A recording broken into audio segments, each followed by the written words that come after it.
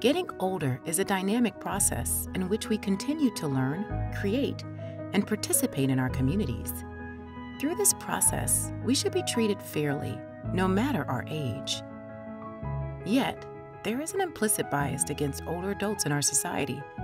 This leads to inequities, which worsen when ageism exists in the very field we count on to keep us well: healthcare.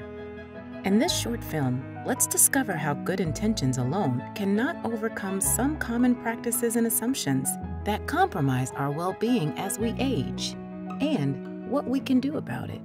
Chapter 1, Embracing the Gifts of Time.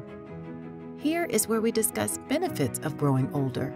My goal is to change the way we think about growing older and to create really a new reality where every one of us, as we age, can experience true belonging, meaningful purpose, and continued growth in our lives.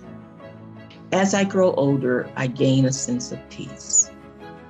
Things that I used to get upset about at 20, I just don't get upset about them any longer. Aging is good. Every decade has been much better for me. I've grown personally, spiritually, professionally. After many, many struggles, I am happy every day, and I never dreamed that was possible for me. And volunteerism is a central part of my psyche. I worked with the City of Boulder on the Human Relations Commission. I was one of the primary authors of the Human Rights Ordinance for the City of Boulder, which is a guide that they still use. Right now, I'm doing the best work of my career. For me, I would say each year brings a bit more confidence of having more experience in life, ability to take more risks, and to adventure into areas that I probably wouldn't have ever done at a younger age. Despite what we gain as we age, the portrayal of aging in our society has not painted a favorable picture. Which brings us to our next destination. Chapter 2, Ageism is a thing. People of all ages can experience ageism. Some of the impacts associated with ageism directed toward older people are overall poorer physical and mental health, increased social isolation, and cognitive decline. Ageism actually threatens our lifespan. People who hold negative views about aging live, on average, 7.5 fewer years than those with more positive views. Age discrimination, whether you're older, whether you're younger, has a cost for us all. The cost is loss of productivity, loss of knowledge, loss of insights. And if we are more open and inclusive to people of all ages, then we all benefit. So unless we start making these types of changes and help make that shift, right, where we're focusing on safety and also quality of life, we are all going to be facing that exact same type of future where we're seen as invisible and worthless, right? We no longer serve a purpose.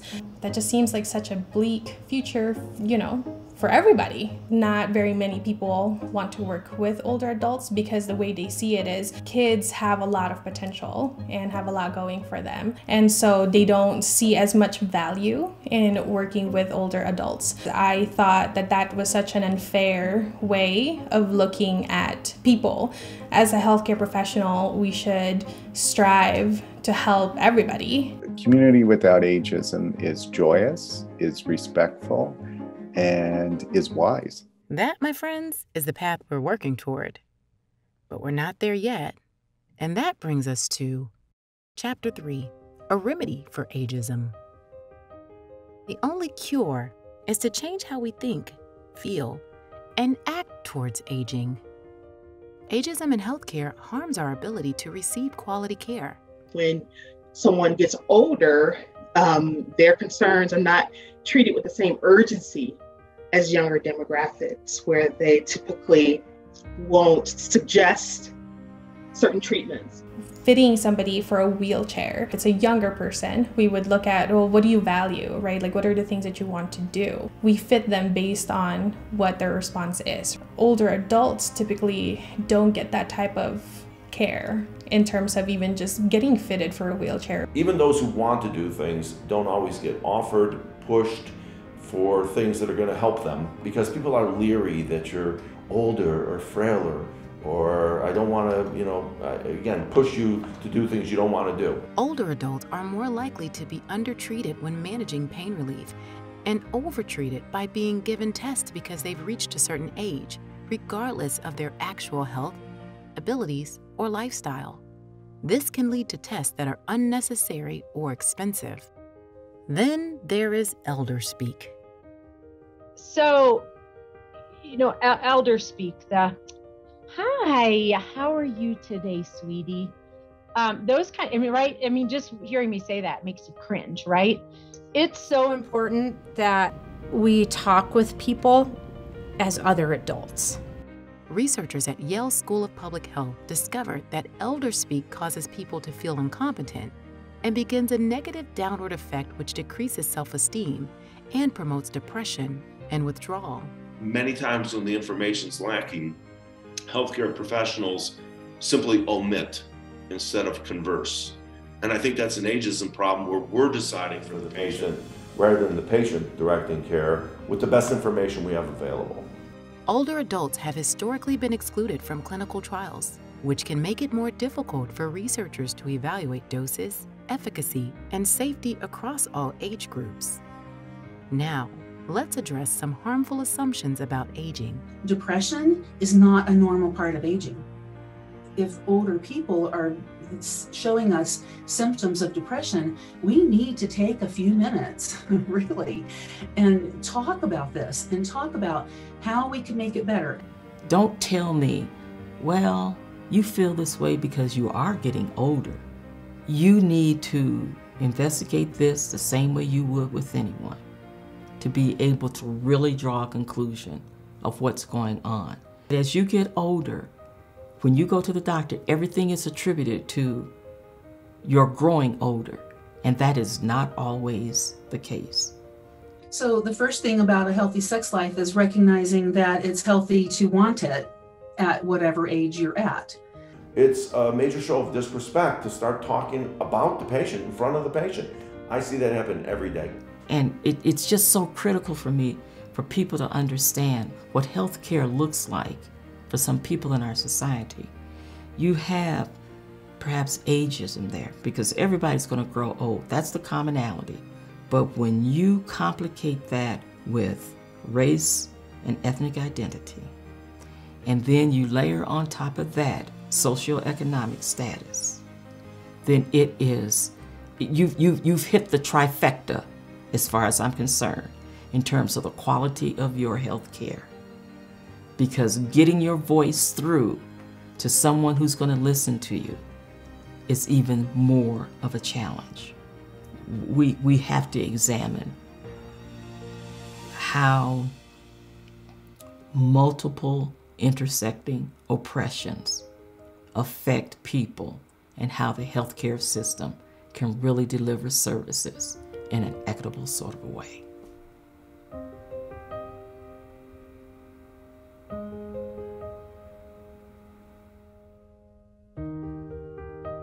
The effects of ageism are compounded when an older adult is also marginalized and may have faced systemic inequities over a lifetime on the basis of factors such as race, ethnicity, socioeconomic status, sexual orientation, ability, and/or gender identity. Shockingly, 2/3 of LGBTQ plus people never disclose to a medical practitioner their identity, their orientation, anything about their health care related to their life as they were living it. So this has been a huge issue of fear. One thing I've learned from that, health practitioners need to go out of their way to take that extra step to create safety and a feeling that I'll be an ally to you and there's no judgment going on here. Here's an interesting fact. Ageism costs us $63 billion in healthcare spending annually. A staggering pill to swallow. But not to worry, there is hope. Chapter 4. Ageism has an antidote. There is a cure, and if we all do our part to end ageism, everyone will benefit. Benefits include increased well-being, improved patient outcomes, and reductions in overall healthcare costs. My big recommendation to anyone, I would say go beyond people that are working with older people, because this matters for everyone, is to become well-versed in ageism. To become well-versed to be able to identify when you're seeing ageist messages, to be able to become very self-aware of the things that you're saying, your own beliefs about aging. Every one of us is ageist, right? It's impossible not to be. And so I think it's our responsibility to do the work to start to get to a better place. If you are receiving care, talk to your provider. Ask questions. Your goals should shape the course of your health care. Clarify what you value to avoid under or over treatment. Advocate beyond conversations with healthcare providers. Seek care providers that truly listen to you and support your vision for your health. If you are a healthcare professional, active listening and letting patients guide care are two common practices we can implement to end ageism.